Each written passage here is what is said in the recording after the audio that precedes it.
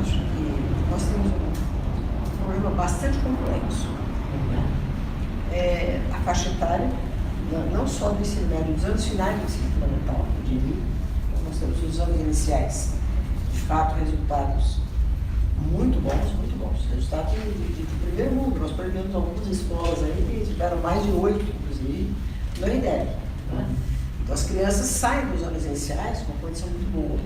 Quando chega nos anos finais, nós temos dificuldades. Né? E nos anos finais, no ensino médio, os anos finais é de 6º ao 9º ano, do ensino fundamental. E no ensino médio também. A educação, ela não se explica, não é? E nem nós vamos conseguir encontrar uma única explicação para as dificuldades que nós temos. Porque, na verdade, são muitas as dificuldades. Você tem uma influência da família, cultura familiar, você tem o empenho do jovem, né? desse menino, que isso faz diferença. Você tem a formação do professor, a formação inicial do professor, né? E toda uma cultura da sociedade que pode ajudar a estimular, porque isso tudo compõe um complexo e um caldo cultural, onde você pode estimular mais as crianças a se dedicarem, porque tem um papel importante do sujeito aí, que nem sempre é considerado. Né? Agora, o professor, se o aluno vem de uma família, posso até me estender um pouco mais aí na resposta? Deve. Não, tá. Aqui não tem censura, fique à vontade. O aluno sai da família, vem para a escola. E se não tem esse estímulo da família, e se a escola não for interessante e também estimular, a tendência é ir embora. Nós temos uma evasão grande, né? Considerada alta. Né? Até na nossa avaliação da Secretaria de Educação, essa evasão é considerada alta. Fazemos de tudo para trazer de volta. Nós temos um programa que se chama Quem Falta, Faz Falta. E aí nós colocamos a escola ligando para a família, buscando esse jovem, professores, o diretor fazendo isso, para trazê-lo de volta. E às vezes até a própria secretaria, né? Para trazer esse menino de volta. Mas é preciso que tenha um encantamento dentro da escola. Né? É uma metodologia que encante esse jovem, para que ele se sinta bem, para que ele queira voltar para a escola. E não é em todo lugar que você consegue desenvolver essa cultura interna dentro da escola, que traga para esse menino essa vontade de voltar ali no dia seguinte. Então nós temos essa dificuldade, a gente sabe disso, a gente trabalha, os professores também sabem disso. Eu recebo muita mensagem de professor, né, e procuro ouvi-los e até estimular para que eles colaborem mesmo nisso, deem sugestões, porque justamente porque não tem uma outra receita, nós precisamos ouvir todo o universo. Porque aqui e ali você vai conseguindo ajustar algumas coisas para poder ajudar. Não é falta de verba. Não é? Não é falta de verba. Eu acho que o Brasil não é. É óbvio que verba sempre é bom. Mas eu não acho que seja só isso. Né? Eu acho que nós temos a formação inicial problemática. Não adianta pensar só na formação continuada, porque você vai ficar tentando trabalhar o sujeito quando ele já está atuando, quando você poderia ter uma pessoa que na inicial já teria tido essa experiência. Por que o médico tem um período de residência e o professor não tem? Eu acho que isso faz falta. Quando ele chega lá no prato, ele está sozinho na sala com os alunos ali, ele não teve essa experiência anterior. Então, você, como, se Deus quiser, fazendo parte desse congresso, ensino superior é responsabilidade do governo federal.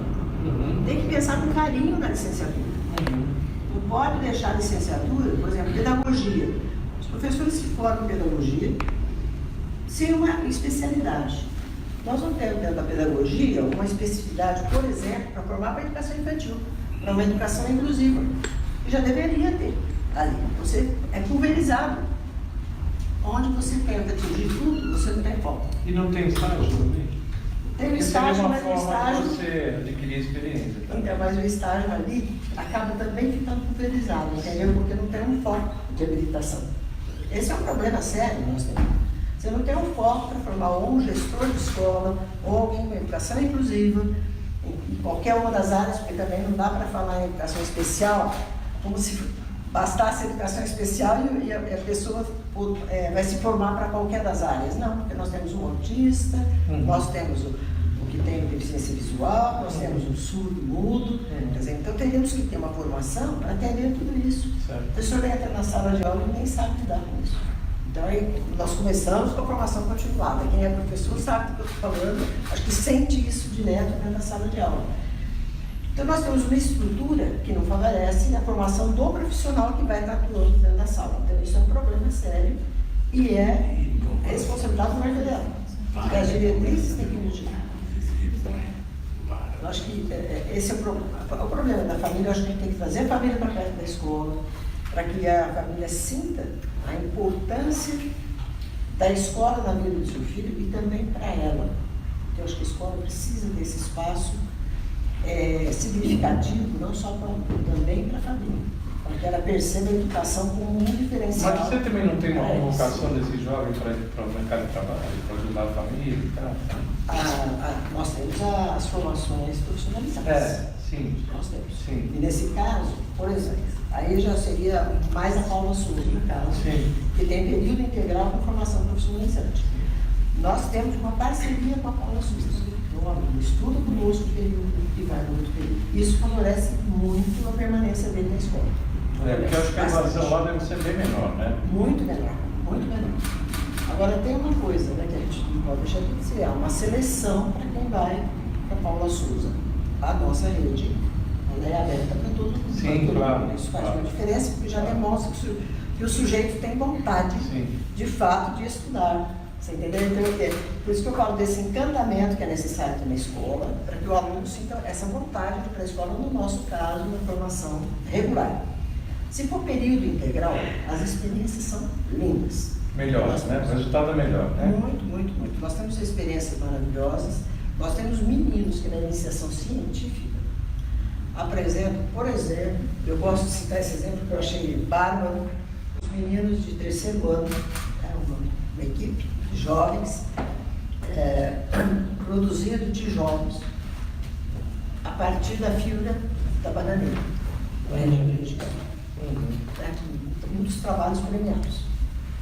Um outro garoto do interior de São Paulo, que com a fibra do coco criou uma placa para fazer embalagens, para substituir aquela de isopor, porque as pesquisas que ele fez orientado pelas professoras é evidente que por trás disso tudo tem um excelente professor, tem um professor envolvido, já não pode se considerar isso. É aquele professor que encanta o aluno, né, e vai junto na pesquisa, no fundamento e na construção de algo novo. E esse garoto, na pesquisa, perceberam que quem lida esse material tem um índice de câncer muito alto no grupo desses trabalhadores. Então eles começaram a fazer pesquisa de fibras de coco, criando um material alternativo que fazer embalagens, por exemplo, para ovos, né? Essas embalagens substituindo. Um aluno do terceiro ano, interior de São Paulo, terceiro ano da escola pública, a vida toda estudando na escola pública. E uma escola pública normal, sem especialidade nenhuma. Sem especialidade nenhuma. Quer dizer, num laboratório de... Mas a atividade interdisciplinar também faz diferença. Né? Eu acho que a gente sabe e a gente sente, eu estou dizendo muito mais pela minha prática ao longo de tudo isso aqui, não é possível você atribuir a uma única causa e muito menos achar que tem uma única solução.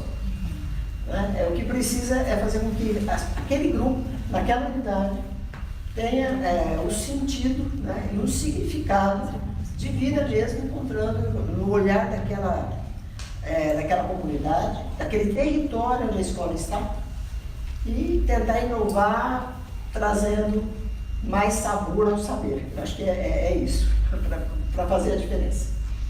Espontaneamente vocês acabaram entrando já em algumas perguntas, né, que eu tinha aqui colocado.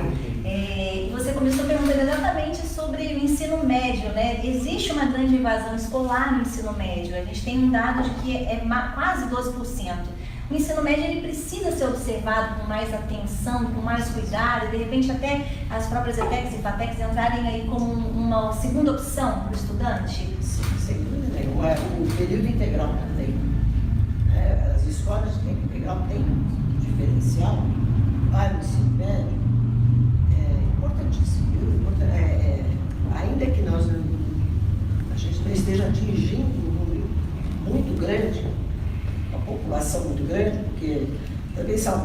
só pode dar problema, né? São 3,5 milhões de alunos, quer dizer, a gente fala só de alunos, aqui, às vezes equivale a uma população até de um país, né? Não tem uma cidade não tem uma cidade desse tamanho. Não tem, é uma rede desse tamanho.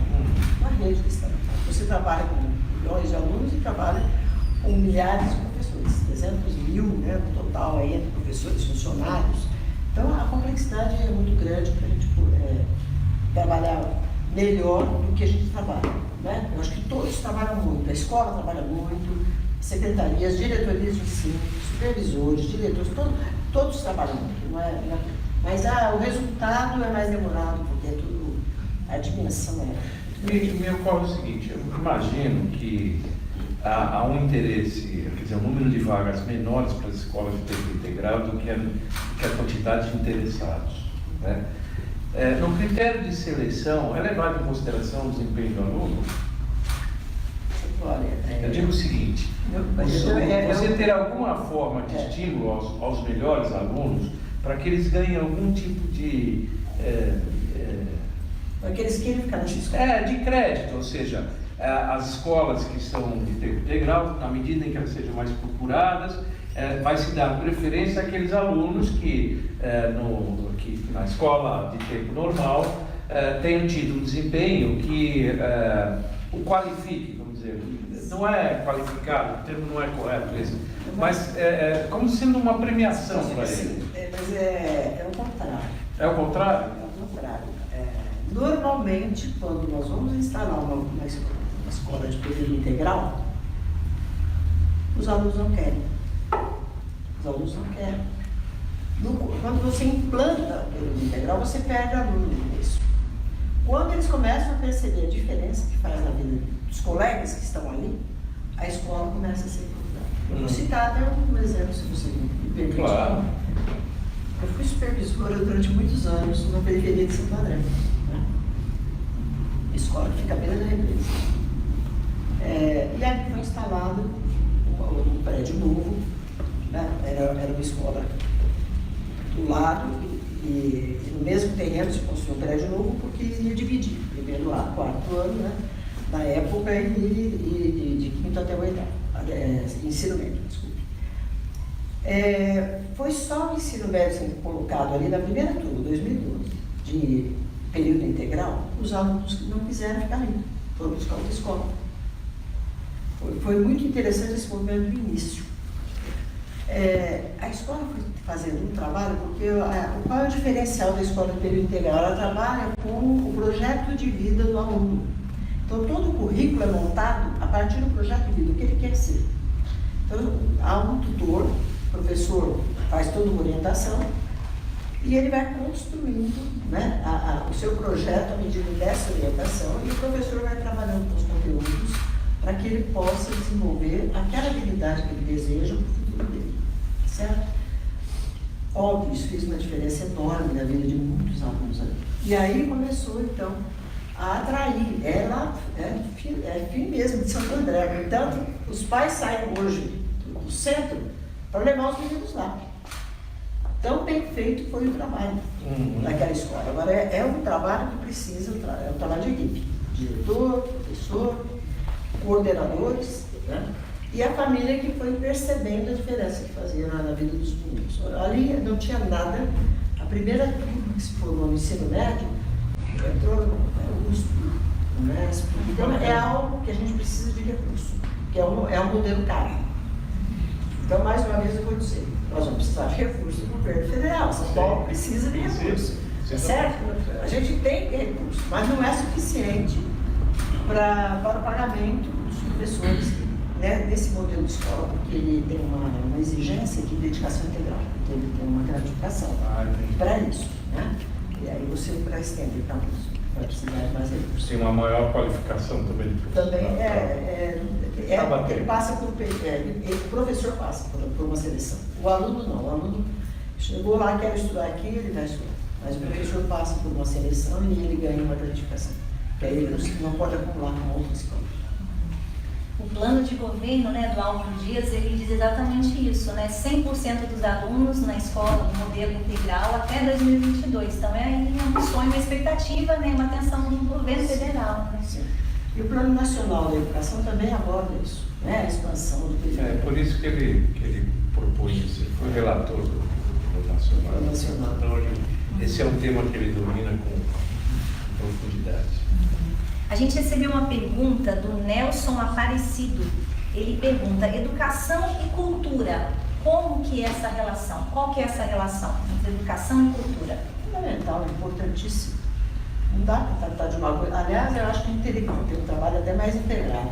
Né? Eu acho que o orçamento no Brasil, acho que é outro assunto que eu acho que cabe muito, né, ao Congresso, à discussão. Eu não sei se é um modelo ideal, porque você trabalha coisas fragmentadas. À medida que você tem o orçamento, o secretário, o ministro, e cada um cuidando de uma área, se não houver um diálogo e um trabalho articulado, você isola essas coisas como se não tivesse nada a ver. Você tem tudo ali, tem que ter essa articulação. Só que à medida que um assume um posto, outro assume outro, cada um com o seu orçamento, se não se falarem, e é o que acontece, infelizmente, na maioria das vezes, você, inclusive, provoca também um pouco de desperdício de recursos. E se você vai trabalhar articulado, eu acho que isso a legislação poderia ajudar. Para que forçar um pouco essa articulação dessas áreas. Saúde, desenvolvimento, educação, cultura, e alguns momentos tem sim que ter essa articulação para que, de fato, a população sinta o resultado positivo na vida dela. Perfeito. Uma outra pergunta que nós temos aqui é sobre tecnologia, tem a ver com tecnologia. Como que as escolas elas vêm lidando com as tecnologias digitais nos dias de hoje? Então, nós tínhamos até ano passado impedimento de uso do celular na sala de aula. Né? Foi uma luta para conseguirmos aí a liberação. E era uma lei, não sei nem de que ano foi isso, né? Proibindo o uso do celular. Você tem que, na verdade, trabalhar com o professor para que ele desenvolva na sala de aula com os alunos a utilização da tecnologia a favor do trabalho pedagógico, estimulando esses meninos. Então, hoje a gente já tem, em muitos lugares, um avanço nessa utilização. E que outros nem tanto, porque como nós temos uma sociedade complexa, cada um está no momento, né, do seu próprio desenvolvimento profissional. Alguns têm facilidade para trabalhar com isso, inserem a tecnologia naturalmente nas suas aulas, outros têm mais dificuldade, então também não conseguem fazer isso. Então, aí entra a nossa formação, né? A nossa escola de formação de professores. É interessante porque na época de escola era muito comum os professores tentarem fazer os alunos, na minha época, né? Os alunos decorarem coisas, né? Decorarem conceitos, decorarem coisas, decorarem textos. E aí você vai para a universidade, e no meu caso, e fazia a prova com consulta. E aí é exatamente o inverso da forma que você foi ensinado, né? E a consulta, na realidade, eu acho que você, ao consultar, você está se inteirando do assunto, você está aprendendo, né? Mais do que decorando. Sim. Então, você utilizar equipamentos como celular, você permite que ele faça a consulta na hora ali, né? Sem dúvida. Não tem mais um Google para esconder nada, né? A informação está disponível. Então, o diferencial hoje do professor não é a informação, mas de fato estimular a análise, Exato. a crítica, Exato. a síntese, utilizando E a compreensão. para isso. E a compreensão fundamental, que é a tal da leitura compreensiva. E outra coisa que também nós falamos, nós não podíamos nem conversar com os colegas, né? Hoje não, a gente já trabalha com outro conceito, que é da aprendizagem colaborativa. Vamos dialogar, vamos construir juntos. Então, todas essas ferramentas são ferramentas que nós trabalhamos muito na escola de formação de professores, né? Temos aí. E, inclusive, inauguramos uma sala todinha de tecnologia na escola de formação, para a gente poder trabalhar com uma rede, né, à distância, E a intenção é que, pelo menos, em cada uma das diretorias também, a gente tenha uma sala igual a essa. E isso fica como uma forma dos professores também Informação dos professores. Isso, né? seguirem se atualizando e familiarizando com isso. Né? Alguns têm muita familiaridade, né? E usam isso com tranquilidade. Outros têm mais dificuldade, então temos que estimular mesmo. É o nosso papel. E ainda nessa linha, as redes sociais, elas podem funcionar como aliadas nesse processo? Ah, pode. Veja bem, tudo que nós temos disponível pode ser utilizado a favor da educação. Tudo. E depende da forma como você vai usar, depende da forma como você faz as pesquisas e estimula uma pesquisa sobre determinados assuntos. E aí, claro, a rede social pode ajudar até naquilo que eu disse, de aprendizagem colaborativa. Eu posso estar num lugar, né, trabalhando com outro colega à distância, né, e com o professor fazendo essa mediação para a construção de alguma coisa nova. Mais do que informação, a informação está disponível, eu acho que o futuro exige muito criatividade do ser humano. Criatividade, capacidade de comunicação, certo? Eu acho que é isso que a escola tem que procurar desenvolver. A compreensão dos fatos, né? Análise, compreensão, uma compreensão crítica, para que ele possa fazer uma inserção na sociedade de transformação. Para cada vez a gente ter uma sociedade melhor, sem perder de vista os valores humanos. E é isso que a gente precisa cuidar. Porque a gente não pode só pensar que o sujeito tem que dominar matemática, o português, né? Se não tiver a solidariedade junto, a compreensão, o entendimento de que o outro pode estar não está no mesmo momento que eu estou de aprendizagem, mas eu posso colaborar com ele e ajudá-lo nisso. Aí é a tal da generosidade, que faz parte também do processo educacional. Muito bem. Eu queria migrar um pouco o assunto para a família, que é muito importante, né? Sim. Qual que é o papel da família na educação dos filhos? Dá para envolver melhor, com mais qualidade, a família? É possível. É possível fazer isso sim. Nós temos os colegiados nas nossas escolas, que é a PM, né? E você tem o conselho de escola. Mas não pode ser algo burocrático. Né? Pode transformar isso numa instância burocrática, porque senão isso estraga tudo. Nós temos que ter esses colegiados com o coração dentro da escola. Eu não estou ali por uma obrigação, eu estou ali para efetivamente contribuir com a escola, para que o meu filho entenda que essa escola é importante para a vida dele. As pesquisas mostram até o seguinte: se o pai perguntar para o filho, né, o pai ou a mãe, a hora que ele chega em casa, o que você fez na escola hoje? Quando você faz uma avaliação externa e pega o grupo de alunos que tem o melhor desempenho, uma das variáveis importantes desse melhor desempenho é essa questão do pai e da mãe perguntarem se ele está bem. Não é que faz a tarefa com ele, não. Basta perguntar, mostrar interesse. Uma coisa simples, né? Uma coisa simples. Então a gente tem dito isso muito para os nossos educadores. Estimulem, falem isso para os pais, mostrem isso, para a gente desenvolver essa cultura. O Brasil é muito diverso. Nós temos lugares avançadíssimos e temos lugares que precisam avançar muito. Né? Mas culturalmente, você não vai desenvolver a cultura por lei. É certo? A gente não vai desenvolver por lei, não desenvolve. Mas por lei você pode desenvolver mecanismos para que as pessoas possam ter acesso aos bens culturais, né? E a questão da educação mesmo, de aquilo que a pessoa deseja para si, enquanto uma formação profissional, por exemplo, aí se cabe diretrizes, não basta só o recurso financeiro, né? Mas as diretrizes, leis que se conversem, eu falo as leis que se conversar, por exemplo, nós temos a lei de responsabilidade fiscal, temos a lei do Fundeb, que estabelece 60% do recurso do Fundeb para pagamento do magistério. Então, você tem isso definido numa lei que é uma lei complementar. Você tem a lei da responsabilidade fiscal, e aí diz o seguinte: na lei de responsabilidade fiscal você não pode ultrapassar o limite prudencial para pagamento de pessoal. E não exclui o magistério. Isso é um apuro terrível para quem lida com orçamento. Eu pensei em falar isso. Toda vez que eu vou para Brasília no conselho, eu falo, pelo amor de Deus, olhem por isso. E aí, quando a nossa economia bem, você não consegue melhorar muito porque você tem todos os outros funcionários. Então você não consegue chegar no nível que poderia. Enquanto a crise está na crise.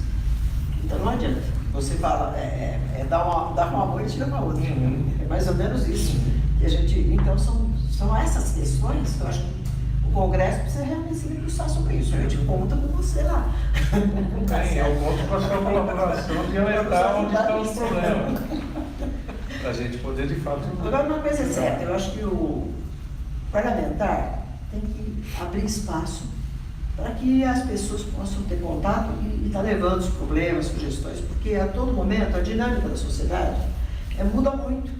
Então, uma coisa que às vezes está muito bem resolvida hoje, amanhã pode não estar. Sem dúvida. Então, só quem vive o problema, só quem vive o problema é que sabe qual é, e muitas vezes a solução está exatamente em quem vive. Em quem vive o problema. Isso é importante o processo de discussão. O parlamento serve muito para isso. Para isso, exatamente. Não pode se ausentar, né? Porque às vezes a população reclama muito disso. A gente volta e depois nunca mais vê o nosso. Não. Eu tenho certeza que você é igual seu pai, não é fazer isso.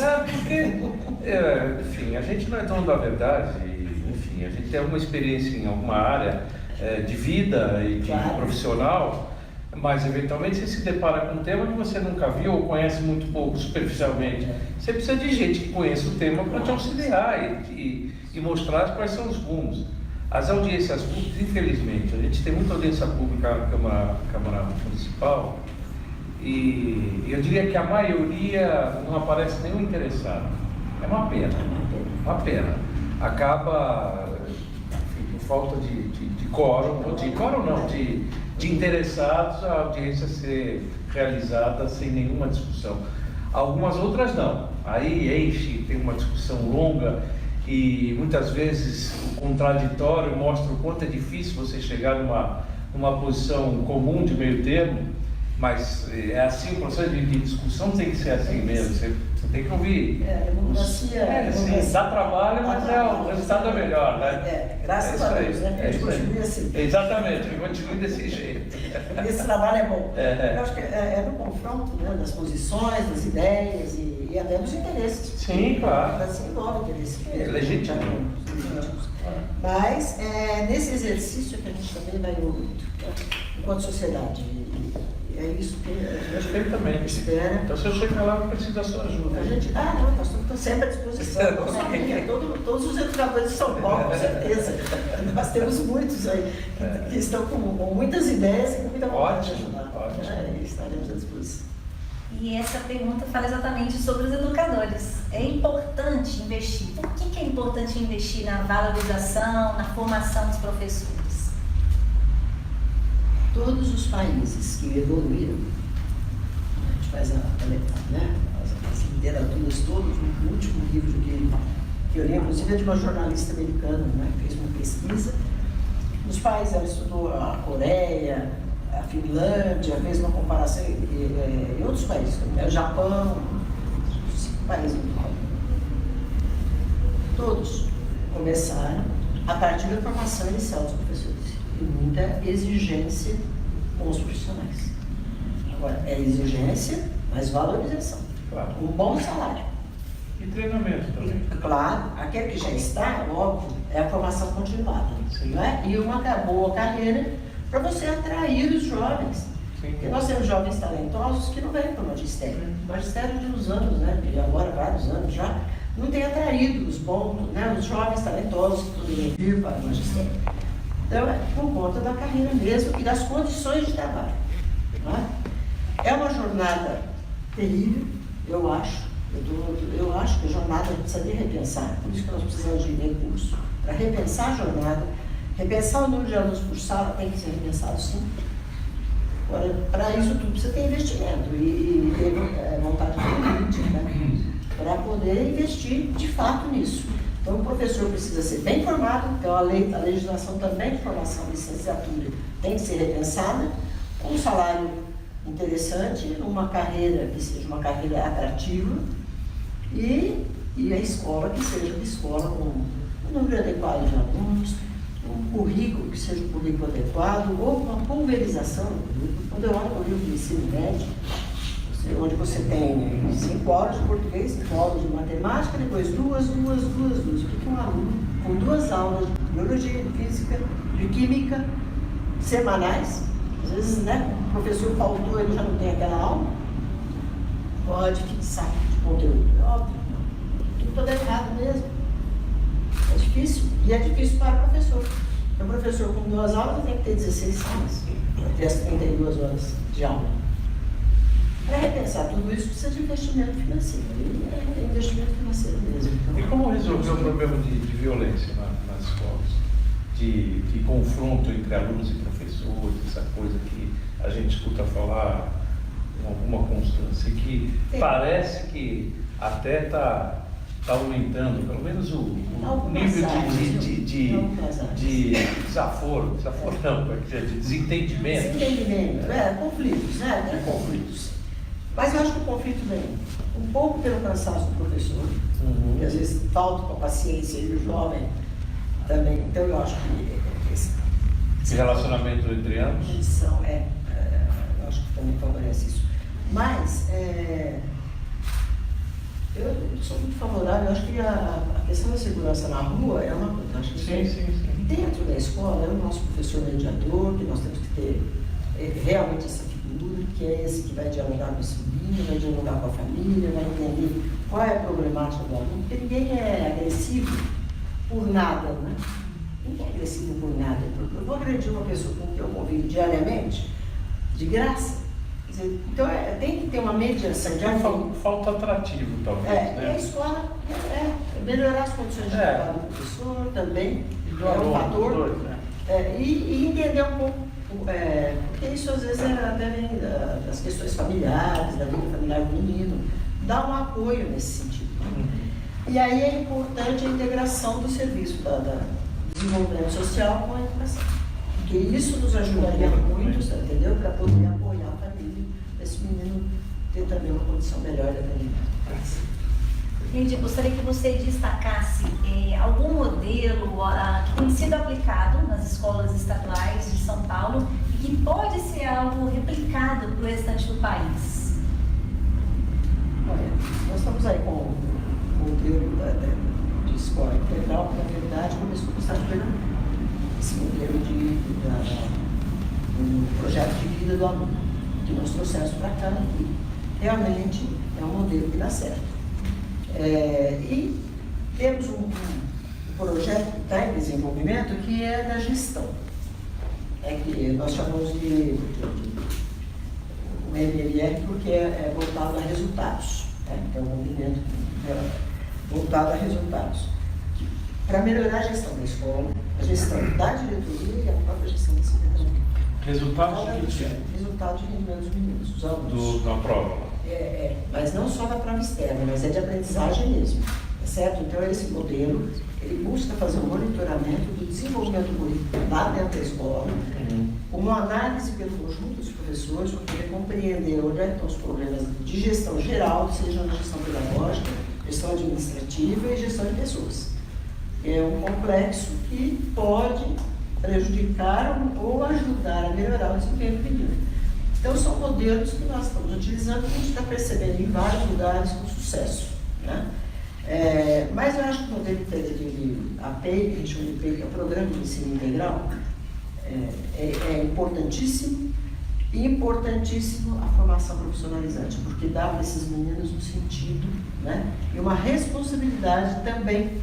Ele busca aprender mais porque ele se sente, principalmente quando ele tem a oportunidade de vivenciar no trabalho aquilo que ele está aprendendo. Então ele percebe o sentido daquele que ele está. Porque o sentido para ele é muito importante, para que ele goste da escola. Não há uma receita única, eu diria, é difícil, né? Você falar isso aqui, vai dar resultado, pode passar para todo lugar do Brasil que vai dar resultado. Porque às vezes algo que acontece muito bem feito numa determinada escola, na escola vizinha às vezes não dá certo. Então, tem que ter a sensibilidade da gestão, do diretor, do vice-diretor, saber ouvir, sensibilidade de compreender a sua comunidade, o seu entorno, né? Olhar os recursos que tem, isso é importante.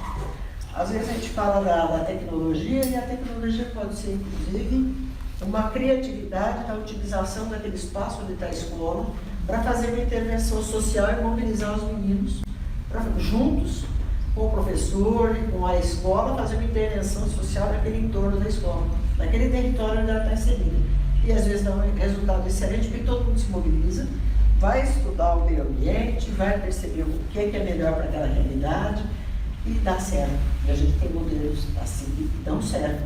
Tem diretores que conseguem mobilizar uma comunidade inteira e faz uma diferença enorme. Então vai muito da sensibilidade, do ouvir, né? Escutar muito a comunidade dos alunos, dos professores, se envolverem com aquela comunidade, com aquela realidade, para de fato pensarem juntos uma solução para aquele universo, que é um universo específico. Eu digo que cada um é um universo específico. Não existe uma receita única. Né? A receita é gostar do que faz, né? Ser apaixonado pelo que faz, ser apaixonado por gente, porque quem está na educação tem que gostar de gente. Procurar melhorar sempre. Assim? E procurar melhorar sempre. Sim, buscar é autoemulação, né? É eu ser melhor do que eu vi ontem. Isso. A cada dia. Não é disputar com o outro, mas é buscar a sua melhora a cada dia, né? nesse processo. Então, eu acho que a receita é mais de princípios do que de modelo, né? Os princípios que a gente tem. E num complexo como esse, a descentralização, na época do seu pai, eu trabalhei quando eu era dirigente regional, e nós conseguimos trabalhar num processo de descentralização que era fenomenal. Né? Recebíamos recursos da diretoria, eu era dirigente lá em Santo André, e lá com a minha comunidade, né? Eu resolvia tudo com a minha comunidade. Eu me lembro que na época da reorganização, pegava fogo em todo lugar, eu com a minha comunidade estava muito bem resolvida, porque eu fiz com todos eles. Eu me dividi lá em 14 polos, ia lá nos polos, conversava com os pais, conversava com os alunos, mostrava os dados. E também não adianta você falar de alguma coisa e você não mostrar, porque as pessoas entendem o que significa aquilo. E conseguimos fazer aquilo com uma parceria, inclusive, com o Ministério Público na época. Né? Então, eu digo que a receita maior são os princípios que a gente adota. O diálogo, gestão democrática de fato, né? Conversar, entender, ouvir e juntos construirmos aquilo que é o melhor para aquela comunidade, para os anseios daqueles alunos, para que faça sentido para os alunos, para a família. Acho que a educação é isso. Modelo, eu acho que não dá certo.